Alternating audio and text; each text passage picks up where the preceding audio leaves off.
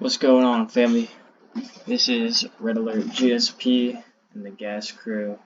I'm just here talking about some XOM chart numbers, correlating with SPY as well. We're over here on TradingView. Just wanted to talk about where we're at in position to where we're aligning to for our future. Just to kind of give you some charting analysis tips on helping with spotting patterns, finding these key levels, going over what strategy I trade, see if it's something you're interested in. If it is, please shoot me a DM. I'd be more than happy to send you some videos on how you can learn to trade how I trade. But anyway, let's just get straight into it. As we all know, I'd called this out. XOM has been in a cup and handle, and we have respected the pattern up until today. And unfortunately, not technically unfortunately, because we all made money, which if you were in the Discord today, you obviously made money, because if you didn't, you were asleep, and why would you be asleep when you could be making money? You know what I mean? But we made money on the downside. I'll show you that play. I called it out. We dropped down this morning from yesterday's close, hopped into a consolidation channel. I called out anything below 1450 below, hold, enter for puts. Anything above 115 and hold the close above, enter for calls. What did we do? Played the downside, smooth entry. I entered around this 114.30 range, and then sold a little short. Tattoo money in the chat, killed it. He had runners. He kept it printing all the way down to 113.18. Props to him. He kept y'all posted, made y'all some money, so that was awesome.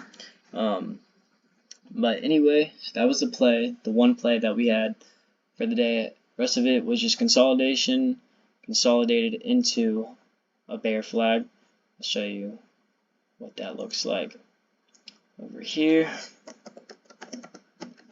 just so everybody can understand what I see while I am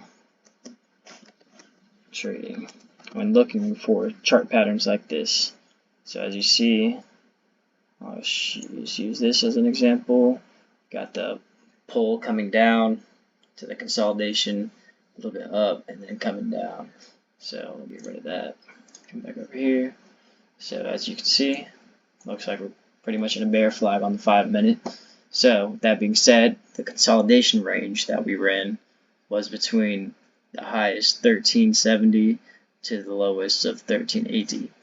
So what I'd like to see for tomorrow for puts, I'm looking at level between anything to drop between 113. I will be playing till first target is 112.50.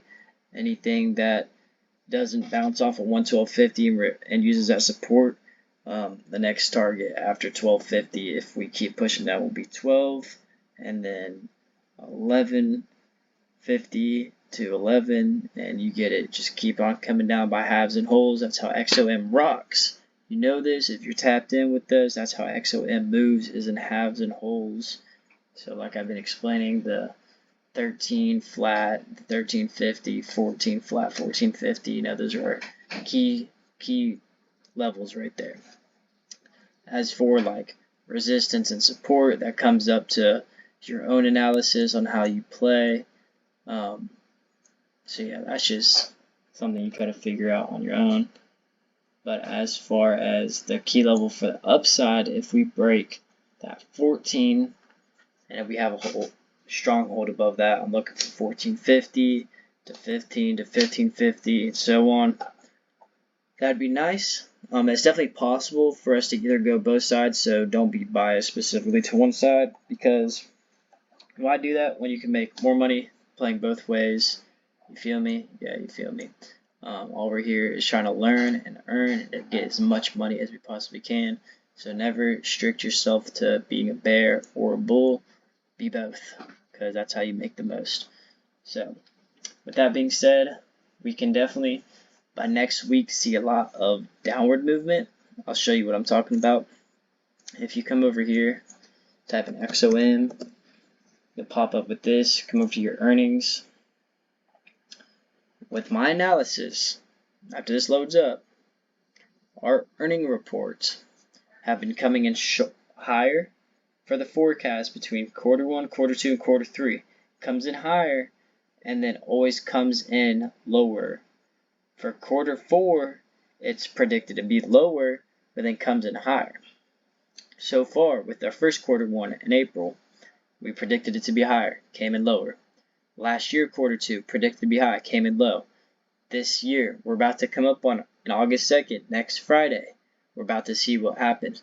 But I'm predicting that it has this pattern where it's predicted high, comes in low. Between 1 through 3, quarter 4 predicted low. So then it skyrockets over to end the year to have a great quarter 4 to end. So that is my prediction. So just keep that in mind when looking for the future for the downside. For the upside, if we type in SPY, come over here, we are respecting our uptrend, which is fantastic for everybody who trades SPY. And if you didn't know, the XOM is in the S&P 500. That is one of the biggest energy companies, but we are respecting that. I play with fair value gaps, support resistance. You can see these green boxes are my fair value gaps. You can see where this first one was made with these 3 green soldiers coming up. That is a candle, bullish candle pattern, and the gap is right in the middle where it gapped itself from the low to the high. That is our fair value gap. You can see it respected it perfectly and came back up a little bit. So depending on how SPY reacts, we can see some bullish movement for XOM. But as of right now, I'm playing more towards the bearish side. But like I said before, never be biased on one side. Get in where you fit in and get that money. I hope y'all have a great day. I hope this was helpful. If you have any questions, let me know. This is Red signing out. Deuces.